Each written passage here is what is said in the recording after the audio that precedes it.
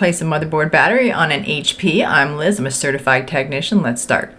I'm going to show you how to remove the main battery and the CMOS battery because you need to do both to be able to properly do it. You don't want any power running into your motherboard. So your power cord's unplugged and the main battery needs to be removed. So I'm going to go ahead and pull down on this plug like so.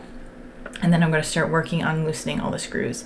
Because what can happen is if you have any sort of power flowing into the motherboard, you can make connections that aren't supposed to be there and you can end up short-circuiting something. So we don't want that. So that is how you remove the main battery. Now we're going to move on to the CMOS battery.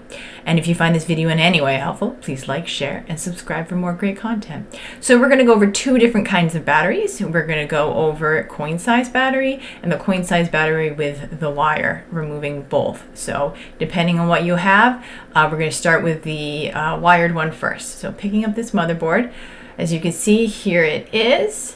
And I'm going to pull up on the two tabs, being careful because you don't want to break that plastic structure it's plugged into. You're just going to gently tug on those two side tabs. Don't pull on the wires because you can actually pull the wires out from the plug. I've totally done that and it stinks, so don't do that. Next thing we're going to do.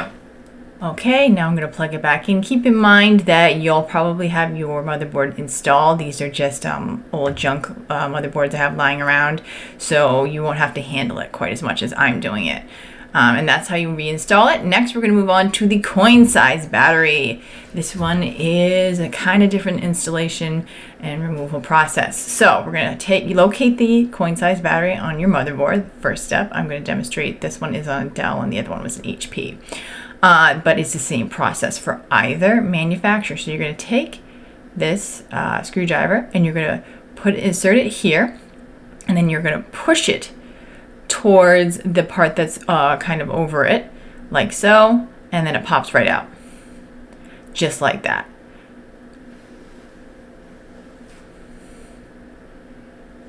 And then I'm going to install it, and how you install it is you push it in there, push it towards the overlapping bit, and just like that.